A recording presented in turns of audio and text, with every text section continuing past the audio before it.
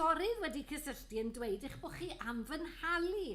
Pryn y gallen ni gredu byddwn ni'n falch o'ch talu chi i gael dod i siarad am Waldo. Ac fel yr esboniais yn yr e-bost nôl, byddai yn trosglwyddo yr arian i gofeb a oes heddwch. So felly mae 2 blyg dy fi yn y ddarlith fach hon na'r cynta. Cofeb i ni fel gorsedd y beirdd a'n cyfeillion yn gobeithio rhoi yn ei lle yng Nghaerdydd i atgoffa'r byd am egwyddorion craidd yr orsedd. A nynne ym mlwyddyn 200 ers marw Iolo Morgannwg, un arall sionc. Wel, pam y teitl hwn te ar gerdd hon? Am fy mod i pan holodd Rhodri am deitl, eto fydd yn pendroni am botensial enfawr gwerin byd, yr rhai bychain. Dawd idd y bydd mawr y rhai bychain, wel na chi gitgan o linell arall o waith Waldo. Nid cofiwch y bydd y bychain yn dod yn fawr i westy'r fan hyn, dim o gwbl, ond y byddwn ni yn mawrygu, yn gwerthfawrogi y bychain. Y bychain mewn gwrthferbyniad ar mawrion ac ma gwahaniaeth.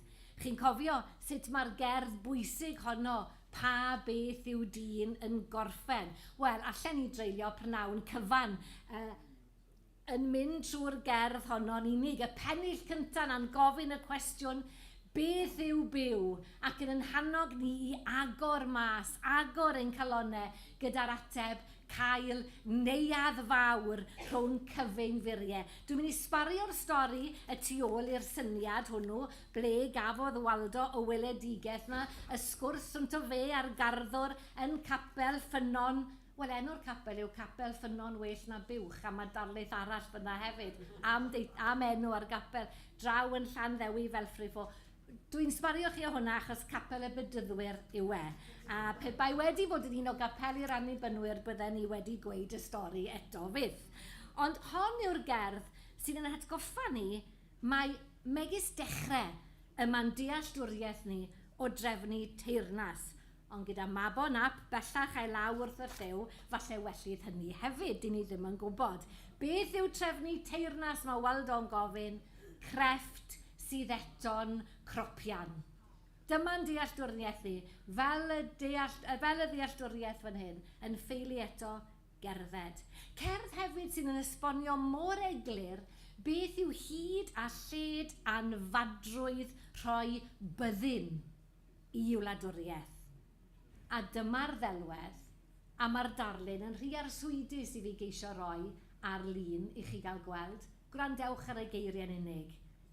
Rhoi'r cyllyll yn llawr baban. Sneb yn ei iawn bwyll yn gwneud hynny. Y babi'n cael dolir a phawb arall. Dyna beth yw anfadrwydd ymfydduno. A'r gerdd sy'n gorffen gyda'r cwestiwn yma, beth yw'r byd i'r nerthol mawr? Cylch yn treiglo. I'r cyfoethogion, y triliwnyddion yma, sa'n nhw'n hudo taten y cwbl ydy'r byd, ydy hwn. Troi, troi, troi. Ond beth yw'r byd i blant y llawr? A dyma syniad cwbl wahanol. Cryd yn siglo. Cryd, meithrinfa, nodded, cariad. Ie, y pendroni am botensial plant y llawr, gwerin byd, y rhai bychain o ni, pan gysylltodd Rhodri a gito, cyn Rhodri wedi paratoi'r ffordd megis a dweud wrtho fi y licio fe fi drafod rhywbeth am y ddrama Waldo. Bardd dewrder, bardd tynerwch na'r teitl yn llawn, a dyma'r ail blyg. Mae'n debyg bod Reilan Teifi yn mynd i fod yn ei pherfformio hi ar faes y garreg glas. Mae rhywun wedi gweud bod y perfformiad yn clasio am 4 o'r gloch ar brawnd i Gwener. Fydda i yn rhywle arall yr amser hwnna yn sicr i chi, ond dyna ni. Nawr, yn y ddrama honno, mae'r llinell hon hefyd. Yr un yw baich gwerin byd yn chwarae rhan allweddol. A dyma'r pisin o hwnna. Mae Waldo yn dweud fel hyn, ac eto rywsut ar goll. Achos hyd yn oed gytre, yn Elm Cottage, Llandysilio, o'n i ffili dianc. O ffenest y llofft, os o'n i'n gweld craig trewman, hen lwmpyn o garreg yn codi naturiol o'r tirlun, o'n i hefyd yn gweld y castell. Castell hil orchfygol, gwilym concwerwr, a'r faner estron yn cyhwfan i bygythiad balch o'r tŵr. Ac o'n i'n clywed y gwynt yn mynnu, yr un yw baich gwerin byd. Un hawlfraint ac un ddelfryd. Clywed llais clir, peidiau'r rhyfel a'i helynt, peidiau'r gwai o'r pedwar gwynt. Siwt? O dyma'r ateb. Pe baim yn deulu pob un, pawb yn ymgeledd pob un. A fyna dwi am ddechrau, y ffenest yn Elm Cottage, Llandysilio. Sa'n gwybod os ych chi'n gweld y pethau bach gwyrdd yna, ond fe welwch chi fan hyn bod Llandysilio ar y map fyna. Ac ar ôl hwnna, dwi am fynd â chi am funud neu ddwy i gartre'r Crydd. Cartre sy'n hefyd yn yr un pentre, allwn ni fod yn siŵr o hynny, a byddwn ni'n stopio am damed gyda'r stori y darlun. Eto yn 1939, stori o'r flwyddyn honno. Wedyn eto yn yr un flwyddyn, byddwch chi'n gweld arwyddocad y flwyddyn wrth gwrs, 1939.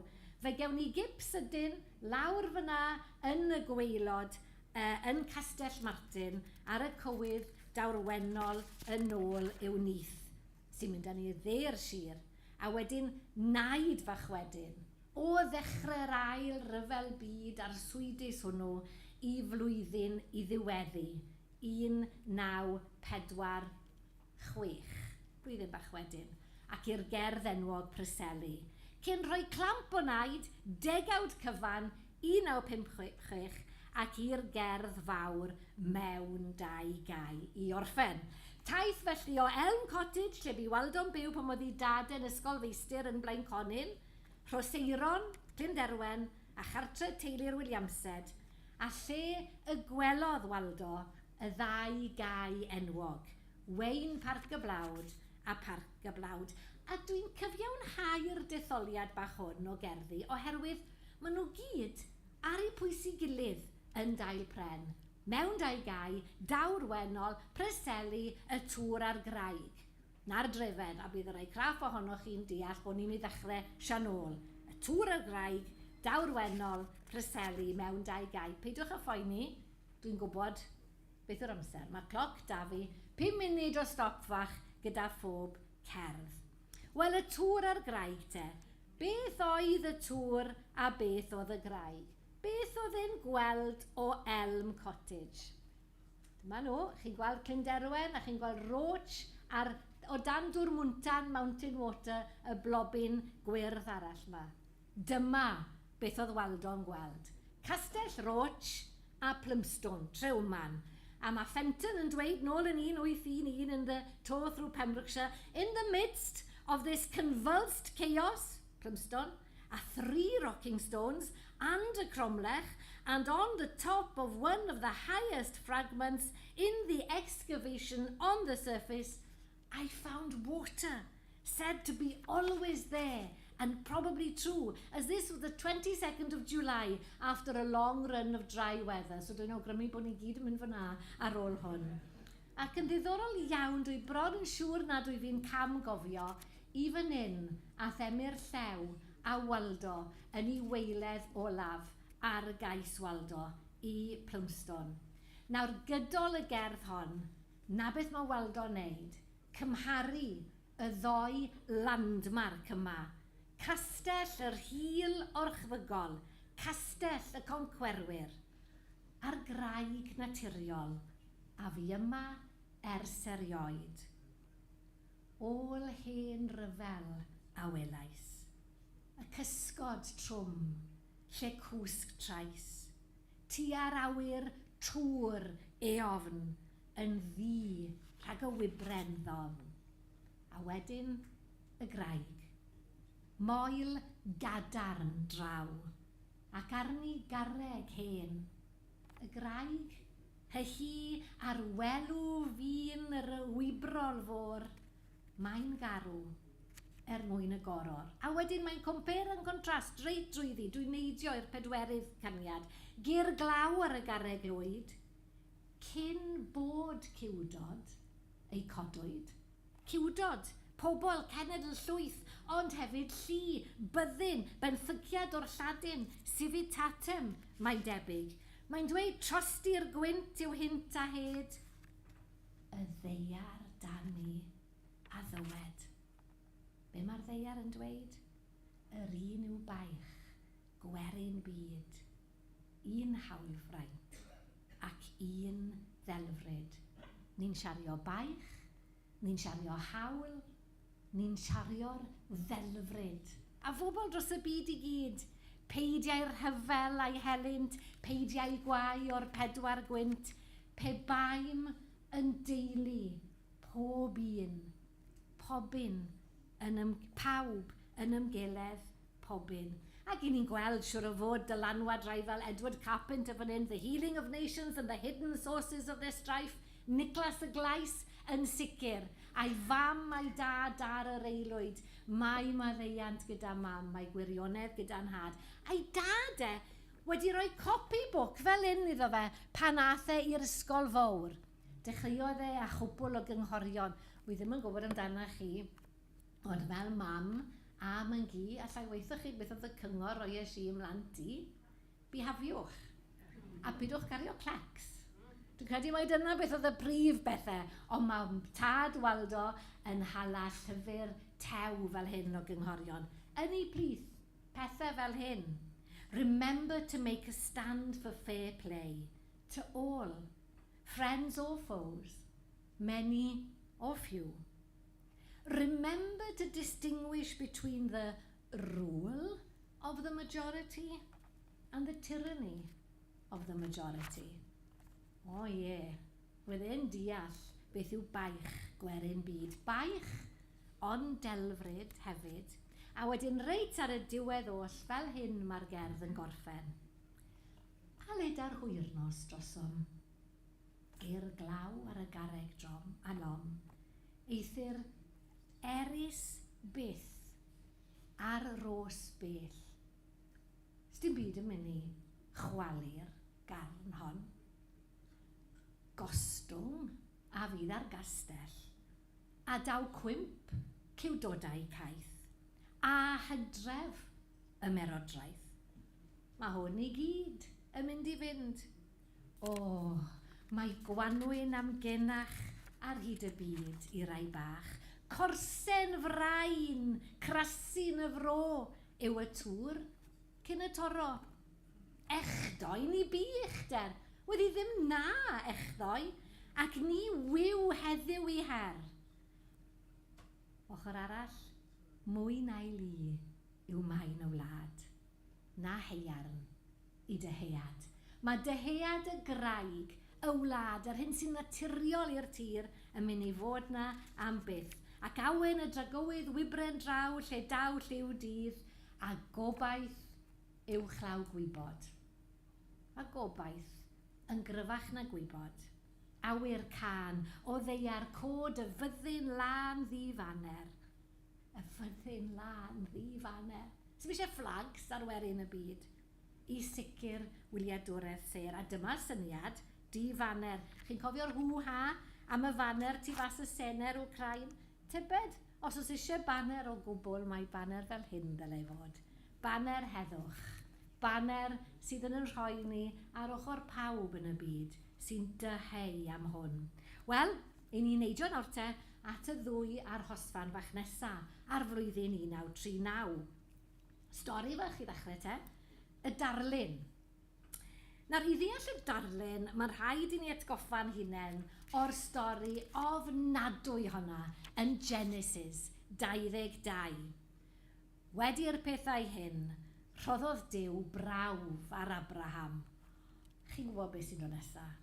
Abraham meddai wrtho, ac atebodd yntai, dyma fi, yna dywedodd, cymer dy fab, dy unig fab, Isaac, sy'n annwyl gennyt a dos i Wlad Moreia ac offrymaidd yno yn boeth offrwm ar y mynydd a ddangosaf i ti. Sa'n dywynydd, sa'n di studio'r Beibl, ond sa'n deall y stori honno. Wel, fel hyn, mae stori Waldo yn dechrau. Twmi ydy'r prif gymeriad. A mae Twmi'n cael ei adael gatre achos bod anwyd arno. A mae fam a'i dad yn mynd i'r cwrdd, rhyw gwrdd erbyn nos. A mae fam yn gweud wrtho fe, na ti te Twmi, stedda fyna nawr a drych ar y pictwrau yn y Beibl. Wel, Twmi siwr o fod yn rhy ifanc i fod yn gallu darllen. Y darluniau yn y Beibl hwn a feddylid pan soned am y lluniau yn hir cryf. Ac mae Twmi'n buseddu drwyddo a'i foch yn nori law fel hyn. Mae e'n cyrraedd Noa a'i feibion a'r arch a mae'n mynd mlaen. Ond beth sy'n digwydd nawr? A dwi'n dyfynnu. Ac yn nawr, tri ymlaen i'r darlun nesa. A pha beth sy'n ei flino? Beth yw'r anesmwythra sydd arno yn y gader? Rhaid mai dadebriad rhyw hen deimlad, rhyw hen syniad ydyw. Am nad oes dim yn newydd iddo yn y darlun. Beth mae di gweld tybed? Beth sy'n peri Twmi deimlo mor nyrfys nes bod e'n codi a mynd bant i gewn y tŷ ag i siop y crydd. Yno, a popeth yn dywyll. Wedi peth yn falfalu, daw Twmi yn ôl i olau'r gegin. Y mae ganddo gyllell mewn un llaw a chetyn o leder coch yn y llaw arall. Cyllell. Beth tybed mae'r crwtyn mae'n mynd i wneud? Wel, dyma'r llun a welodd, neu'n yn debyg i hwn, a dyma beth mae Twmi'n wneud. Torri'r gyllell allan o law Abraham ar ben mynydd Moreia wnaeth. Rhag ofon, a dyma chi blentyn yn dyfe, rhag ofon na welai Abraham y myharen yn y berth mewn pryd. Mae'n gwybod bod e'n mynd i, ond falle tro hon fydd e ddim. Fel i ni pan i ni'n gwylio ffilms ac yn gwybod yn gwmws beth sy'n mynd i ddigwydd, ond yn rhyw hanner gobeithio na ddigwyddith e. Dyna'r ofon a gawsau Twmi dros Isaac flynyddoedd yn ôl, ac i fod yn gweld erbyn hyn mae pethau resymol oedd heno y deithau'r cyfle i ddial arno ac i'w glirio'r ffordd. Felly, torwyd ymaith ofn Isaac. Ond Twmi, medd Waldo, pa beth am dy ofon di dy hun yn nawr? Torri'r gyllell, ie. Ond torri'r Beibl hefyd. A thorri'r sabodd. A mae e'n mynd i gwato. A mae'n stwffo'r tamed bitw bach o bapur yr evidence ym mhoced i drowser. Di ar drannoeth yn yr ysgol, mae'r milltir yn mynd ati i gonffisgeto'r marblis. A mae e'n gweld Twmi'n ymddwyn bach yn od wrth iddo orfod troi bocedi tu fewn tu fas, a mae e'n gweld pisyn bach o bapur, a mae'r milltir yn cymeryd y bapur. A'r noson honno, a'r cwmni wedi ymgasglu yn siop y crydd i drafod materion y byd, rhyfel rhwng Iwerddon a Lloegr ymhlith beth eraill. A gathronyddau mawr yn digwydd. Pwy sy'n galw heibio, ond yr ysgol feistr, ysgwlin, ac o'i stafell lan lofft, mae Twmi'n clywed hyn ac yn gwybod. Mae ar ben arno, mae wedi cael ei ddala, ac yn awr o'r llofft, teimlai'n ddigon anghysurus, eto rwle yn eigion i galon, gwyddau, i fod e wedi wneud y peth iawn ar darlun, pan wel i fam y darn papur. Mae hi'n rhoi doi a doi at ei gilydd a mynd i mofyn y Beibl. Os, mae bwlch yn y dudalen, ac odi mae'r darn papur yn ffito'n berffeth. Wel, mae'n grac. Ac yn ei dysgu'n gynt yn y stori fel hyn, Credai Sally ddoeth uneb Solomon ynglyn â'r wialen. O, Twmi Drian. Ond, faint o weinidogion sy'n ma? Arhoswch Sal, meddai'r gweinidog. Dyna'r peth mwyaf wnaeth Twmi eto. Meddai hithau'n bwl. Torri'r gyllell allan o law Abraham. Ond i hynny, y daeth Crist i'r byd. A mae'r stori mewn mlaen. Bu distawrwydd mawr ar ôl hyn. Ni wyddai Twmi'n iawn i ystyr. Mwy nag ystyr geiriau'r gweinidog. Felly yr eithant adre, trwy'r tywyllwch, wedi gweled goleuni mawr.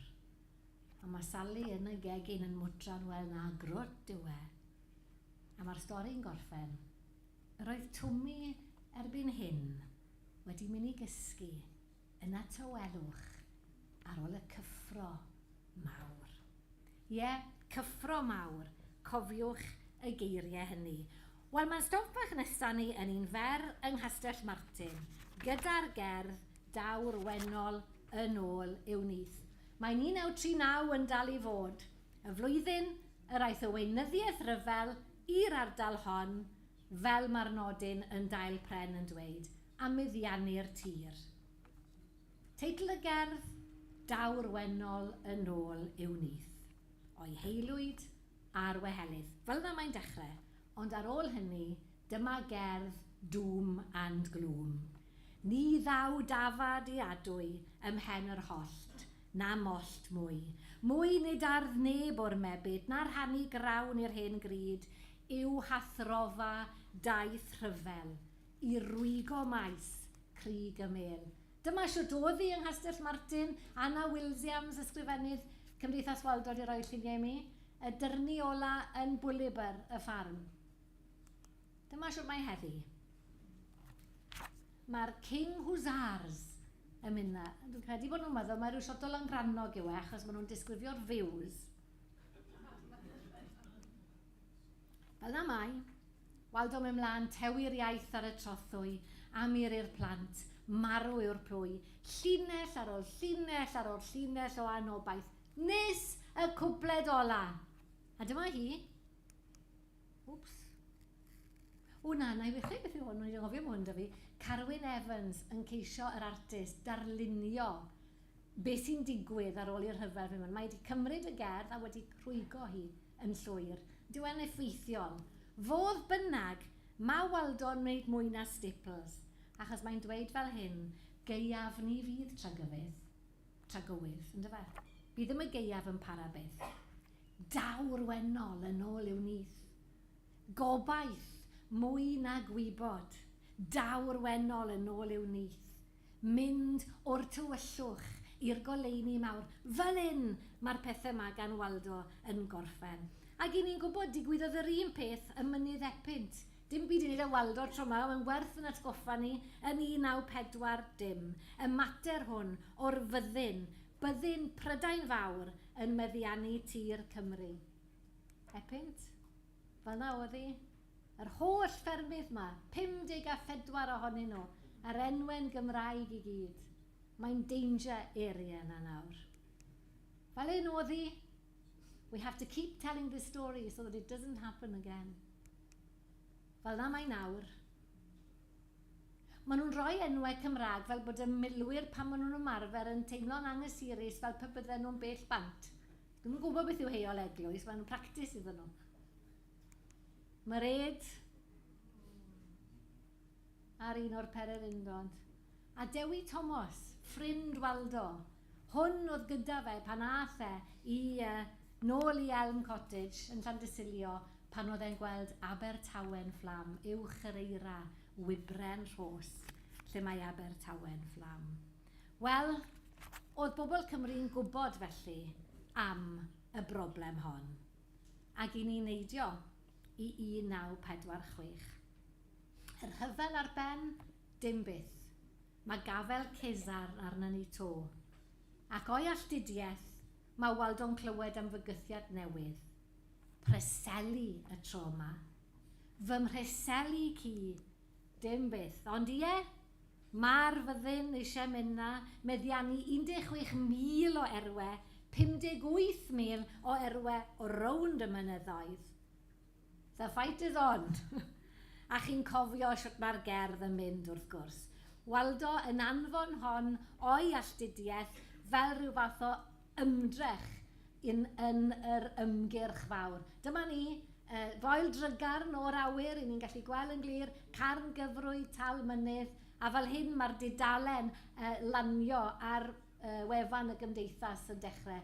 Mir fy mebyd, foel drygarn, carn gyfrwy, tal mynydd, wrth fy nghefn, ym mhob annibyniaeth barn. Dwi'n dwlu am y llun yma gan, nid Meirion, beth ydyn nhw'n dal, wedi mynd yn hollol blan, gan Aneirin, yn darlunio mor hyfryd yma, lle dwi wedi rhoi fe fan hyn, ac wrth reisa i cefnau, chwarddiad cawraidd i'r cwmwl, un llef, 4 llais. Ond fe, lle i bawb, amrywiaeth pawb, ond bod ni'n canu gyda'r un llef. Ond falle gallwn ni jyst oedi am eiliad, bod fi'n gwybod bod chi'n gwybod y gerdd yma, gyda'r llinell honna. Hon oedd fy ffenestr, meddai, y cyneuafu a'r cneifio.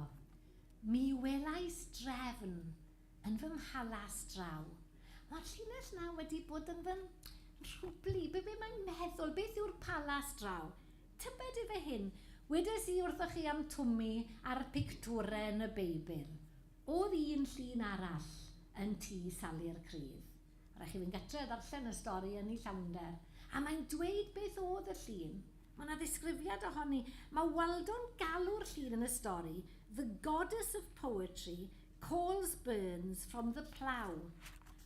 Ond dwi'n meddwl mae'r llun hwn oedd yn tŷ Sally. The Genius of Poetry finds Burns at the plough.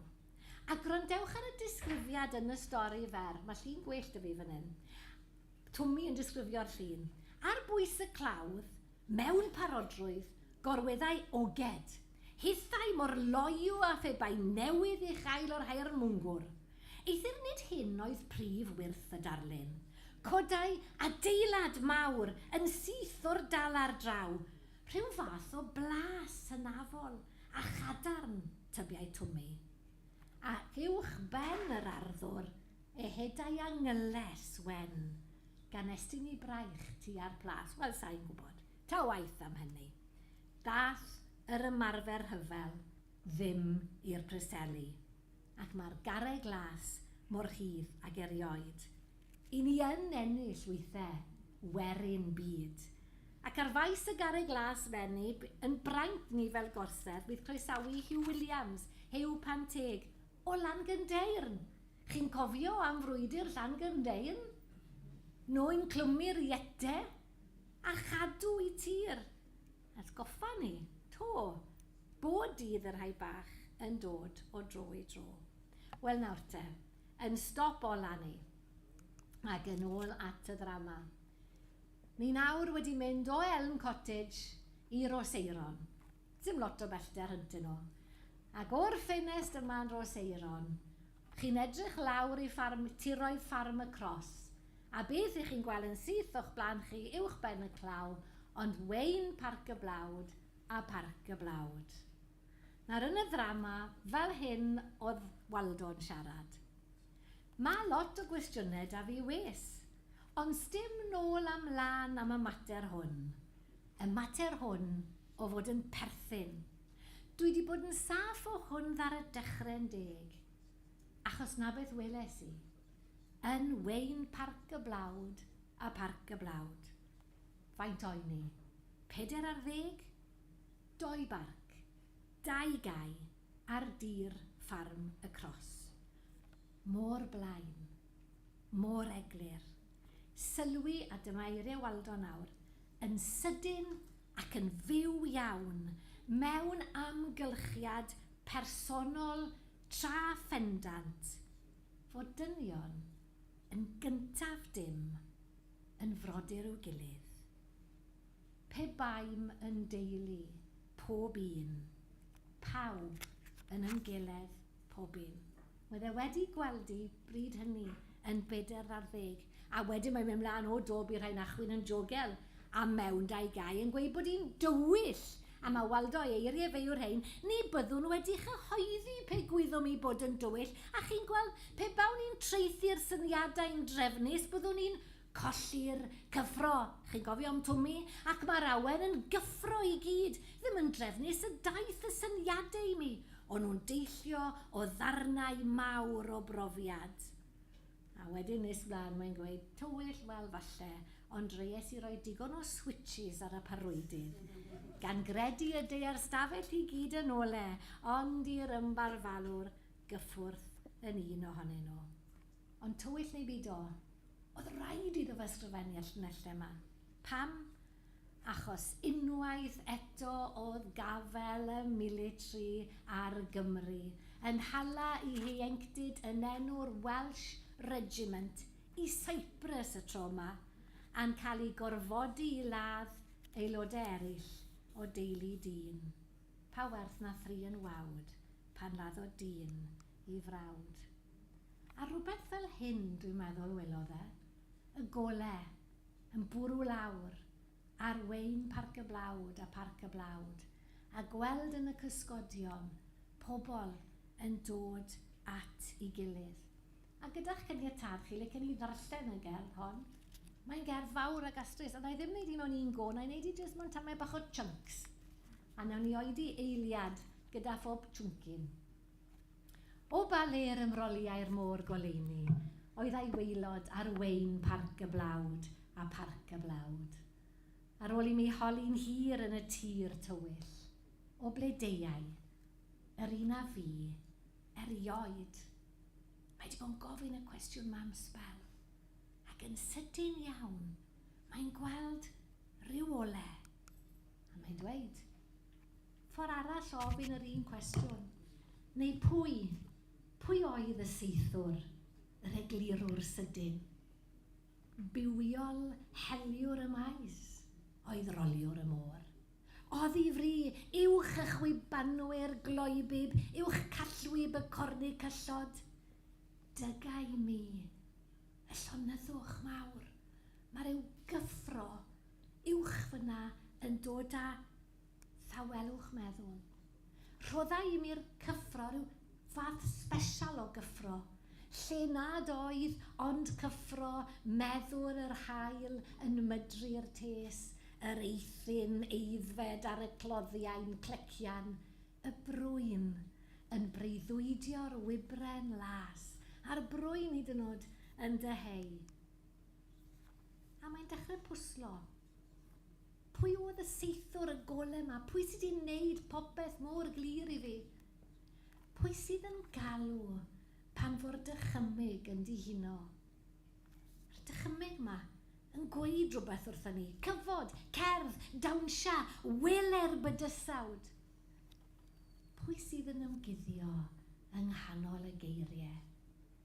A jyst rhag ofn bod ni'n dechrau meddwl bod yn rhyw la land, mae'n gweud na. Yr oedd hyn arwein Parc y Blawd a Parc y Blawd. Dwi'n dod â chi nôl fan hyn, dro ar ôl tro.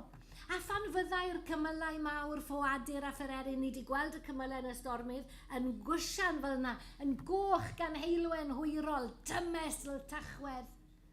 Lawr yn yr ynn a'r masarn a'r rannau'r meisydd. Yr oedd can y gwynt. Dyfnder, fel dyfnder distawrwydd. Pwy sydd yng nghanol yr hwysg a'r hemp? Pwy sydd yn sefyll ac yn cynnwys? Tyst pob tyst, cof pob cof, hoedl pob hoedl, tawel o stegwr helbyl hunan. Pan i ni yn y blwns a'r ofon a'r pryder a'r cwbl lot, mae rhywun yn sefyll ac yn cynnwys. Rhywun sydd wedi gweld y cwbl o'r blaen. Nes dyfod o'r hollfyd weithiau i'r tawelwch, ac ar y ddau barc fe gerddau i bobl, a thrwyddynt, rhyngddynt, amdanynt, ymdeiniau awen, yn codi o'r cudd ac yn cudio'r cwbl. A nawr mae'r gweithio ni rhywbeth fel beth oedd y dod ynghyd yma, a mae'n cofio am y cydweithio ar y ffarm. Fel gyda ni'r ychydig pan fyddai'r cyrch picwerchu neu'r tynnu tod eir draw ar y wybren drom mor agos at ei gili y deiem. Yr oedd yr heliwr distaw yn bwrw rwyd amdanom yn tynnu ni at ei gilydd. O, trwy'r oesoedd, gwaed ar y gwellt, y byddina, a thrwy'r goleuni y galar, pa chwiban, nas clywai ond mynweth. Pwy oedd? A dyma pwy oedd. Twyllwr pob traha, pob pomp yn circumstance mae'n gweld trwy'r gwbl. Rhedwr pob trywydd, y dihangwr o'r byddinoedd, yn chwiban adnabod, nes bod adnabod. Nes bod ni'n dod at y mana, beth yw adnabod cael un gwraidd dan y canghennau. Mawr oedd cydnaid calonnau wedi rhewr hyn. Yr oedd rhyw ffynhonnau'n torri tu ar nefoedd ac yn syrthio nôl fel dail pren, a'i dagrau fel dail pren. Am hyn y myfyria'r dydd dan yr haul a'r cwmwl, a'r nos, trwy'r celloedd yw mawrfrig ymenydd, mor llonydd ydynt, popeth y dawel. A hithau a'i hanadl, awen adnabod, a'i hanadl dros wein parc y blawd a parc y blawd, a'i gafael ar y gwrthrych. A beth yw'r gwrthrych? Y berci, llawn pobl, hollol down to earth. A dyma sy'n mae'n gorffen.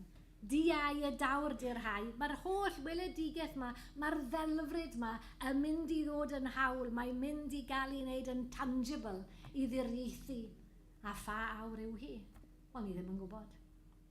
Ond mae'n mynd i ddod y dawr herwr, dawr heliwr, dawr hawliwr i'r bwlch, dawr brenin alltyd.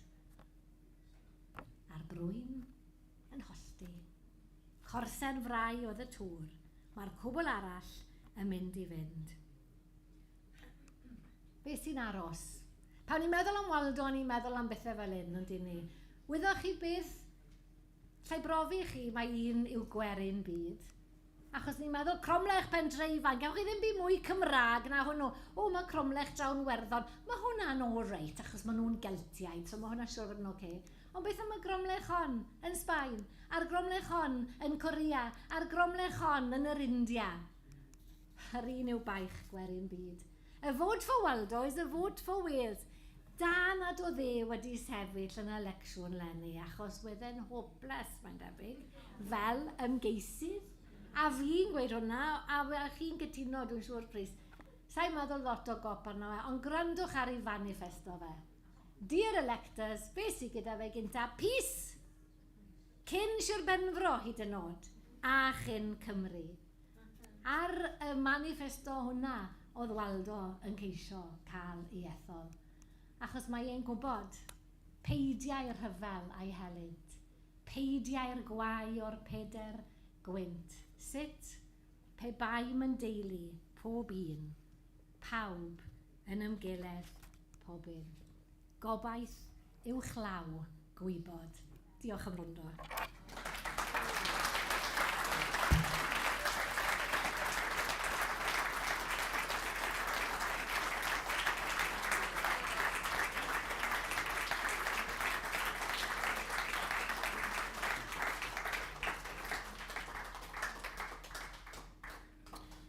Diolch yn fawr gito, ond tegwch i Mererid, wel a fi i ryw raddau, dyw bydyddwyr ddim yn ddrwg i gyd. Diolch o galon Mererid. Heddi fel pob amser, cyflwyno clir, cyfarthrebu glân, neges gref. Diolch am ddod ato, mawr ein braint. Felly, unrhyw gwestiynau neu unrhyw sylwadau cyn bod ni'n symud mlaen. Hold on, mi'n ateb cwestiynau bob dydd, na'n job i.